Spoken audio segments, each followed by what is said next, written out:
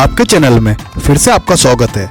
आज हम भारतीय ऋषियों द्वारा किए गए आविष्कार की कुंजी में गोता लगा रहे हैं।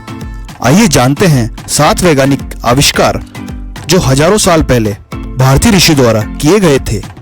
पहला आविष्कार, परमाणु सिद्धांत की खोज 2600 साल पहले ही हो गई थी। दूसरा, वायु विज्ञान की खोज भी ऋग्वेद के समय से ही हो गई थी।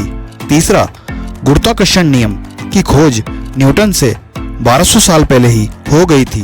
चौथा, मिसाइल प्रणाली की खोज हजारों साल पहले ही हो गई थी। पांचवा, 2600 साल पहले ही शल्य चिकित्सा विज्ञान यानी सर्जरी की खोज हो गई थी। छठा, वायुयान का आविष्कार कई सदियों पहले ही हो गया था। और सातवां, नक्षत्रों की खोज भी पहले ही हो चुकी थी। अब हम इन सातों को विस्तार से जानेंगे, जिसमें से पहला है परमाणु सिद्धांत की खोज 2600 साल पहले ही हो गई थी। तो जानते हैं हमारे ऋषियों ने कैसे 2600 साल पहले इस सिद्धांत की खोज करी थी।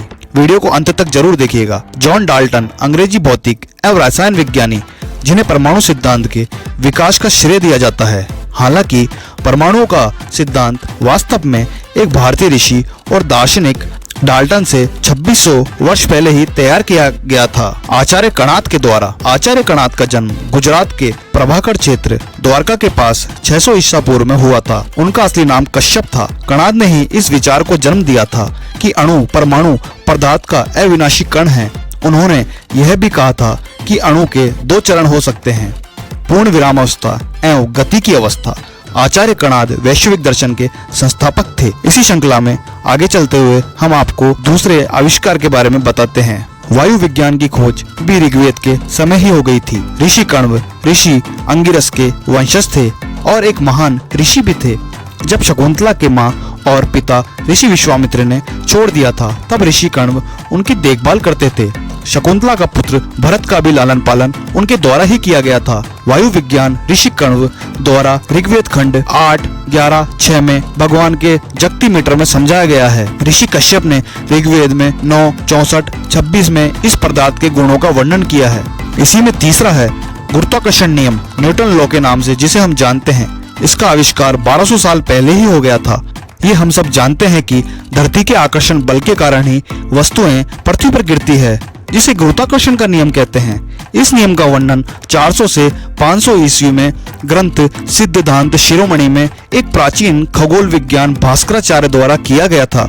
इसमें लिखा है कि पृथ्वी आकाशीय पदार्थों को विशिष्ट शक्ति से अपनी ओर खींचती है और इस वजह से आसमानी पदार्थ पृथ्वी पर गिरते हैं। लगभग 1200 साल बाद न्यूटन ने गुरुत्वाकर्षण नियम की खोज करी थी। इसी श्रृंखला में चौथे पॉइंट पर हम चलते हैं। मिसाइल प्रणाली की खोज हजारों साल पहले ही हो गई थी। महर्षि विश्वामित्र जन्म से ब्राह्मण नहीं थे, वे क्षत्रिय थे।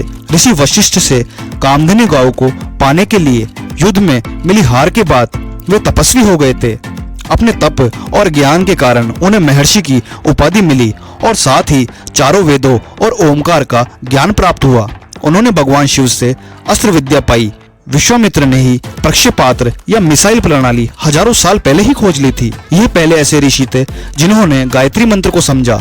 ऐसा कहा जाता है कि केवल 24 गुरु हैं जो गायत्री मंत्र को जानते हैं और उनमें सबसे पहले महर्षि विश्वामित्र ही थे। इसी श्रृंखला में पांचवा, 2600 साल पहले ही शल्य चिकित्सा विज्ञान यानी सर्जरी की खोज हो गई थी। शल्य चिकित्सा विज्ञान यानी सर्जरी के जनक वे दुनिया के पहले शल्य चिकित्सक यानी सर्जन, जिसको हम आजकल आम भाषा में सर्जन कहते हैं, महर्षि सुश्रुत माने जाते हैं। वे ऑपरेशन करने में निपुण थे। सुश्रुत संहिता ग्रंथ महर्षि सुश्रुत द्वारा लिखा गया है, जिसमें शल्य चिकित्सा के बारे में विस्तार से बताया गया है। इसमें शल्य चिकित्सा में जरूरी औजारों के नाम जैसे कि सुई, चाकू व चिमटे, तकरीबन 125 से भी ज्यादा उपकरण और 300 तरह की शल्य चिकित्साओं या ऑपरेशन व उससे पहले की जाने वाली तैयारियां जैसे उपकरण उबालना आदि के बारे में पूरी जानकारी दी गई है। जबकि देखा जाए तो ऑपरेशन या शल्य चिकित्सा की खोज तकरीबन 4 सदी पहले ही की गई है। ऐसा कहा जाता है कि